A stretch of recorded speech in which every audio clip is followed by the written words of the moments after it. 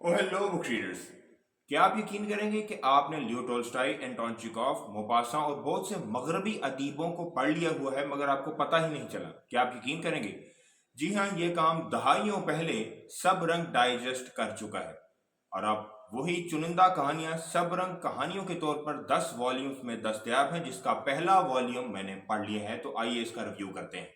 ये किताब दरअसल शकील आदिल ज़ादा के मशहूर ज़माना सब रंग डाइजेस्ट का एक शाहकार ख़जाना है। हसन रज़ा गोंतल ने इसे मुरतब और मैनेज किया और इसमें वो अफसाने शामिल किए जो दुनिया भर के अदब से उर्दू में तर्जुमा किए गए।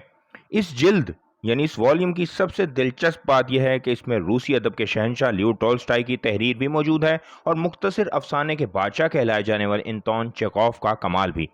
फ्रांसीसी अदब के निबाज मोपासा की कहानी भी शामिल है जो इंसानी नफ्सियात को बेनकाब करने में लाजवाब समझे जाते हैं, और आयरिश अफसाना निगार फ्रैंक ओकॉनर जिनकी तहरीरें सादगी में गहराई रखती हैं, वो भी इस मजमूए का हिस्सा हैं। और इसके अलावा बहुत से आलमी अदीबों के अफसाने इसमें शामिल हैं। यानी एक ही किताब में रूस, फ्रांस, आयरलैंड और दुनिया भर का अदब आपको उर्दू में पढ़ने को मिलता है।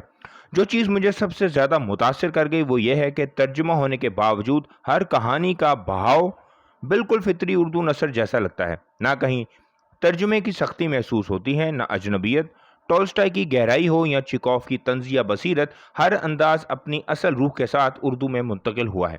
अगर आप आलमी अदब पढ़ने के ख्वाहिशमंद हैं मगर अंग्रेज़ी या रूसी ज़ुबान में दुश्वारी महसूस करते हैं तो ये जिल्द आपके लिए एक बेहतरीन दरवाज़ा है।